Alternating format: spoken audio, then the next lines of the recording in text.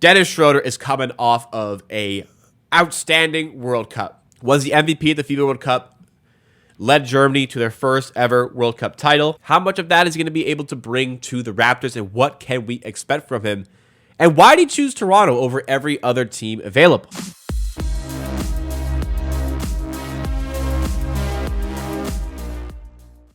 Well, Dennis Schröder got talking about his decision to go to the Raptors right now, and he spoke about the national team. He also spoke about his relationship with Darko Rajakovic, the new Raptors head coach, who used to coach Dennis Schröder 5-6 years ago when he played for the Oklahoma City Thunder, and that was really the best pocket of Schröder's career in the NBA. Since then, there's been issues, turning down the 4-year, $84 million contract with the Lakers, then having to sign a minimum with the Celtics, struggling for a role in Boston, struggling for his role with the Rockets briefly in that season as well. But the best times of Dennis Schröder's career were playing with the Oklahoma City Thunder, where at 26 years old, he got up to 19 points per game, coming off the bench as a sixth man, doing so efficiently. The best shooting year of his career by a very, very good amount. This guy was rocking 47, 39, and 84 shooting line. Put up 19 points per game, 4 assists, 3.6 rebounds. That was the best season of Dennis Schröder's career. And the best times of his career, as I said, came while playing with Darko Rajakovic and learning off of Darko. Well, actually, sorry, he had a better season here. No, it wasn't, because it wasn't as efficient. The best season was here with OKC, the Darko effect. And the Darko effect was so relevant to Dennis Schröder that he decided to go to the Raptors because of his relationship with Darko Rajakovic that he built with the Oklahoma City Thunder. So when the Raptors came calling for Dennis Schröder, it was Darko who made the call. It was Darko who said he wants him here, and it was Dennis Schröder who agreed to sign here on that mid-level exception. So coming off of that FIBA World Cup title where Schröder really had the full reins to run the offense. I mean, first of all, when it comes to FIBA competitions, the game is a bit slower. That appealed to Dennis Schröder a little bit more, but also the competition's a bit worse. Your team is a bit worse than what you'd have in the NBA, so Schröder got the bigger role against weaker defenses than he would get in the NBA. And look, a lot of NBA guys go there and don't rise up to that level. So Dennis Schröder does, and full props to him for being able to do that. I don't put a ton of stock in those performances like when coming to the NBA, but what I do put stock in is the confidence that is built up for Schröder that he's going to bring into the NBA season and very much hopefully hit the ground running. But why Dennis Schröder decided to come to the Raptors over any other team, it was pretty much a thing about Darko. He said, I met him 5 years ago in OKC. We became friends, and I liked how he was coaching myself and the team. He called me right away. I definitely said to my agent that I want to be there. I want to be part of that. I think it's a great fit just to play like the national team type. Handle the ball a little bit more than he did in the Lakers, because obviously LeBron James plays there.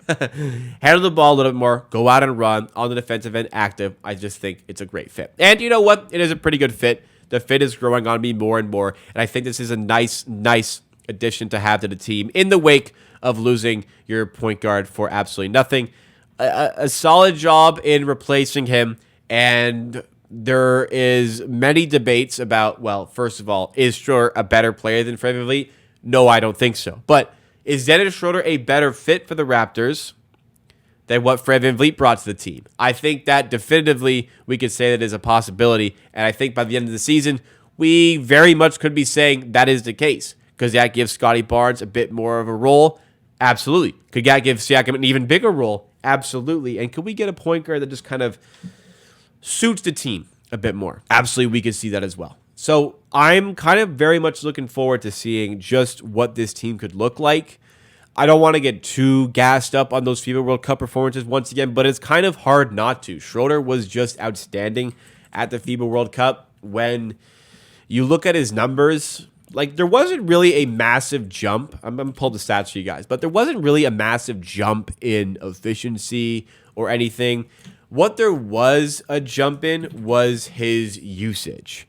And that's a good sign, because a lot of times with efficiency, as you become higher usage, as you get the ball more and more, as you shoot the ball more and more, your efficiency starts to drop. But with Dennis Schröder at the FIBA World Cup, his efficiency stayed relatively the same to what you would see in the NBA. I wouldn't say he's a non-shooter, but he doesn't shoot the ball a ton, and he shoots the ball from three, roughly 32%.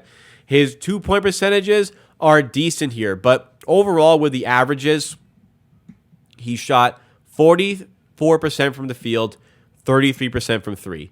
If you go to his NBA statistics, you're seeing relatively the same as far as his recent seasons are concerned. We can go to last season with the Lakers. 66 games, 50 starts. Only 42% from the field, 33% from three. Okay, maybe a bit of a down year as far as the efficiency is saying, but that's 12.6 points per game. Over with Germany, 17.6 points per game. So his ability to maintain those levels of efficiency while getting a bigger role is definitely promising to see. And look, I'm not saying he's going to have a massive role here. We're going to have better players than him in the starting lineup. Barnes is better than him. OG is better than him. Siakam is better than him. You could make the case about Dennis Schröder being better than him. All listed on... All four of those guys were listed on actually in Bleacher Report's top 110 players. Dennis Schröder was not. I can kind of agree with that sentiment. But is this the point guard that's just going to allow them to be even greater versions of themselves? I mean, I can't see how those guys get worse. Their usage is only going to increase. They have a point guard who's a bit more focused on his teammates. Not saying VanVleet wasn't focused on his teammates, but certainly Dennis Schröder is more focused than Fred VanVleet was. Like Fred was averaging like 9 assists per game 8-9 assists per game after he got Pirtle. Schroeder's never been somebody who racks up tons and tons and tons of assists, but is it just a style of play that's going to suit us a little better? Very much, I think that could be the case. Now, also with Schröder, hey, he's only on like $12.5 million. We've seen what he can do with Darko, getting the ball in his hands more often, running pick and roll sets more often. Darko Rajakovic's offenses have run the most pick and rolls in the NBA I think for 4 years in a row. Darko's offenses have been the dominant pick and roll teams in the NBA, whether it's with Memphis or a 1-year sample with the Phoenix Suns. This guy loves to pick and roll, and that's where the NBA is going these days. So getting Schröder those pick and rolls, we're going to see more of Scotty Barnes in those pick and rolls, is going to be great for the team. And the confidence that he is going to bring is going to be huge. And I think just that, all in unison with this fresh start to the team that he's referencing with the new coach, he wants to be a part of the project, like he said in the interview, wants to be there. I want to be a part of that. So it's going to be a completely fresh start for Schröder, kind of out of the massive shadow that LeBron and AD cast. It's going to be a fresh start for him. It's a fresh start for the coach, a brand new head coach, and most importantly, a completely fresh start for the team. Vibes were not good last season. I've spoken about earlier. I said the vibes are going to be immaculate this season. Scotty Barnes, a vibe machine, as is Grady Dick, as is Darko Rajakovic. The more you see him, the more you learn about him. Dennis Schröder as well kind of fits into that. And I think it's just going to be a fun season. A lot of people enjoying their basketball once again. And hopefully that translates to wins. Dennis Schröder is a player who can win. He showed that at the FIBA World Cup. He showed that with the caliber of teams that he's played on in the past, the successes that they have had with him on the team. And I think that attitude is going to rub off on players, and it's going to be an important part of what the Raptors do this season. So I kind of want to apologize for my instant reactions to signing Schröder when we first did.